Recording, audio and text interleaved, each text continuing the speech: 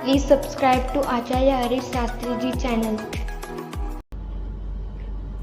जय भोले की जय महाकाल। प्रिय मित्रों, आज एक बार फिर बहुत लंबे समय के बाद आप सभी का हार्दिक अभिनंदन है आपके अपने YouTube चैनल आचार्य हरीश शास्त्री जी। सबसे पहले तो आप सभी का क्षमा प्रार्थी हूँ, क्योंकि सावन और सावन के बाद लगातार भगवान शंकर जी की पूजाओं में व्यस्तता रही, इसलिए आप तक कोई भी जानकारी नहीं पहुंचा सका। फिर भी मैंने कोशिश की कि भगवान शंकर जी का पार्थिव रुद्राभिषेक था वो आप तक पहुंचाया। प्रिय मित्रों, आज आपको श्राद्ध पक्ष, जो हमारे प्रत्यक्ष देवता होते हैं, जो प्रत्यक्ष देव हैं, वो हमारे पितृदेव हैं, क्योंकि उन पितरों की कृपा से ही हम इस संसार के सुख भोग पाते हैं और इस संसार में धन धान्य ऐश्वर्य पूरे आनंद के साथ बिना उनकी कृपा से हम फल फूल नहीं सकते। यदि किसी की जन्म पत्रिका में पितृदोष है तो देखिए कितनी तरह के, जितना मर्जी व्यापार कर लो, जितना मर्जी काम कर लो, जितने मर्जी पैसे कमा लो, लेकिन सुख शांति का अभाव, संचय का अभाव, संचय नहीं हो पाएगा, सुख शांति नहीं रह पाएगी। घर में 4 लोग हैं और चारों लोगों के अलग अलग विचार रहेंगे। हर तरह से घर में बीमारियां जाने का नाम नहीं लेती। आपके घर का जो कमाई का हिस्सा है उसमें से 70 से 80% जो हिस्सा है वो आप डॉक्टर के सामने मत्था टेक के आ जाते हैं। घर में बच्चों के रिश्ते आगे नहीं बढ़ते। बाप और बेटे में आपसी तालमेल की कमी रहती है, दोनों के विचार नहीं मिलते हैं। तो ये सब पितृदोष है और पितृदोष के लिए हम सबको जो ये 16 श्राद्ध आते हैं, जो 20 तारीख से हैं, उन 16 श्राद्धों में हम किसी न किसी तरह से अपने पितरों को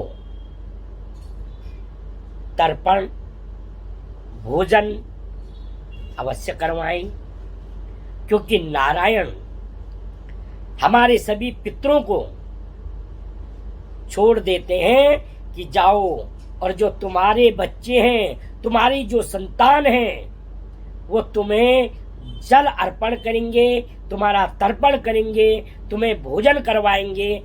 उनसे जल अर्पण करवाओ, भोजन ग्रहण करो। जिनके बच्चे नहीं देते तो पितृ उनका किसी न किसी रूप में खून चूस देते हैं और फिर उस घर में कभी भी खुशहाली नहीं आती। सबसे पहली चीज, अपने घर के दरवाजे पे पूरे श्राद्धों में जूते चप्पल न रखें। सुबह उठते ही घर के मुख्य द्वार पे गंगा जल के छींटे लगाएं और कोई भी सुगंधित धूप दीप दिखाएं। शाम के समय संध्या काल में अपने घर के दक्षिण और पूरब के हिस्से में अपने पितरों का नाम लेकर के एक घी का दीपक अवश्य जलाएं और विशेषतया पीपल, बड़ और या तो बेल का वृक्ष या फिर आंवले का वृक्ष, ये विशेष रूप से पितरों के माने गए हैं। इन वृक्षों पे कुछ न कुछ जल, दूध, काले तिल मिला करके, थोड़ा गुड़ मिला करके अवश्य चढ़ाएं। अपने पितरों का नाम लेकर के, अपने पितरों के रूपों को देख करके उसमें चढ़ा दें। सबसे बड़ी चीज है तर्पण। तर्पण कैसे करें? तर्पण के लिए आप अपने कुल पुरोहित को, या आप जिन भी अपने ब्राह्मण का सम्मान करते हैं, जो भी आपके घर में आपके पंडित जी आते हैं, उनको बुला करके उन्होंने कुशाग्रणी अमावस्या के दिन जो कुशा निकाली होगी, उस कुशा से अपने पितरों का तर्पण करवाएं। इसमें हमारे हाथों में 3 तीर्थ होते हैं। ये है देव तीर्थ, अग्रभाग में ये ऋषि तीर्थ है, क्योंकि हम किसी न किसी ऋषि की संतान हैं, इसलिए हमें उन ऋषियों को भी तर्पण देना जरूरी है। और ये जो भाग है ये पितृ तीर्थ है। सबसे पहले तो देवताओं को जल, गंगा जल, उसमें थोड़ा चावल डाल करके और अग्रभाग से, ऐसे अग्रभागों में कुशा फंसा करके और फिर तर्पण करें। उसके बाद जब आप देव तर्पण करते हैं, उसके बाद ऋषि तर्पण। ऋषि तर्पण के लिए इस जगह का इस्तेमाल करें। ऐसे आप चढ़ा सकते हैं या फिर जल डाल करके तर्पयामी तर्पयामी। और जब पितरों का नंबर आए, ऋषियों के लिए जल और जौ, और पितरों के लिए जल में काले तिल लेकर के और इस भाग से अपने पितरों का नाम लेकर के, अपना गोत्र उच्चारण करके और गंगा जल, इदम सतिलम जलम गंगा जलम वा तस्मै स्वधा नमः, तस्मै स्वधा नमः, तस्मै स्वधा नमः, इस तरह से अपने पितरों को प्रसन्न कीजिए। अगर पितृ आपके प्रसन्न हो जाएं तो निश्चित है आपके घर में धार्मिक कर्म होते रहेंगे, धार्मिक कृत्य होते रहेंगे। आपके बच्चों के विवाह में विलंब नहीं आएगी। आपके बच्चे पढ़ लिख करके घर में बेरोजगार नहीं बैठेंगे और आपके शरीर में बीमारियां तो कह नहीं सकता बिल्कुल नहीं होंगी, लेकिन जितनी परेशानी होनी है उतनी नहीं होगी। ये तो रहा हमारा तर्पण का विषय। एक और भ्रम लोग आते हैं और एक और भ्रमित चीज पूछ जाते हैं, पंडित जी हमने तो गया जी में श्राद्ध कर दिया है और गया जी में श्राद्ध के बाद हमें बोला कि बिल्कुल भी श्राद्ध मत करना, लेकिन ये सर्वथा वर्जित है।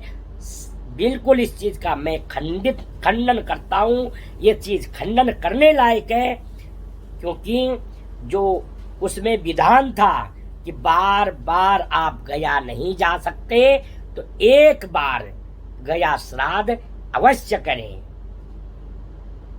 बार बार गया जी नहीं जा सकते तो एक बार गया जी अवश्य करें। ऐसे कहीं भी नहीं है कि आप अपने पितरों को गया जी छोड़ाओ। पितरों को तो हमने उस दिन उन नारायण के चरणों में छोड़ दिया है, लेकिन जब नारायण ही उन्हें मुक्त कर देते हैं श्राद्धों में, तो वो कहाँ जाएंगे। इसलिए श्राद्ध अवश्य करें, चाहे आपने गया जी में किया, चाहे कहीं भी किया। आप अपने घर में 16 श्राद्धों में श्राद्ध कर्म अवश्य करें। और गौ माता की जितना हो सकता है, गाय की, कुत्ते की, कौवे की, जलचर की, और या पीपल पे अवश्य रोटियां निकाल के उसमें थोड़ा सब्जियां, थोड़ा खीर निकाल करके अपने पितरों के निमित्त ये कर्म अवश्य करें। अगर आप किसी भी तरह से अगर घर में रोगी है, आप अन्न नहीं बना सकते, तो आप कच्चा अन्न दे दें। कच्चा अन्न किसी ब्राह्मण को अवश्य दें, या आप जिसको भी अपने गुरु को मानते हैं उनको अवश्य दें। यहाँ पे एक बात और मैं आपको बताता हूँ। लोग कहते हैं कि ब्राह्मण तो मिलते नहीं है, या ब्राह्मणों के पेट भरे हुए हैं, इसलिए किसी गरीब को दे दें। आपसे एक बात कहना चाहता हूँ, आप बहुत दें, गरीब को अवश्य दें, खूब खिलाएं, लेकिन गाय का हिस्सा गाय को ही दें और ब्राह्मण का हिस्सा ब्राह्मण को ही दें। क्योंकि एक ब्राह्मण ही ऐसा है जो आपके लिए और आपकी पितरों से प्रार्थना कर सकता है, आपका तर्पण करवा सकता है और आपके पितृ दोष से आपको मुक्त कर सकता है।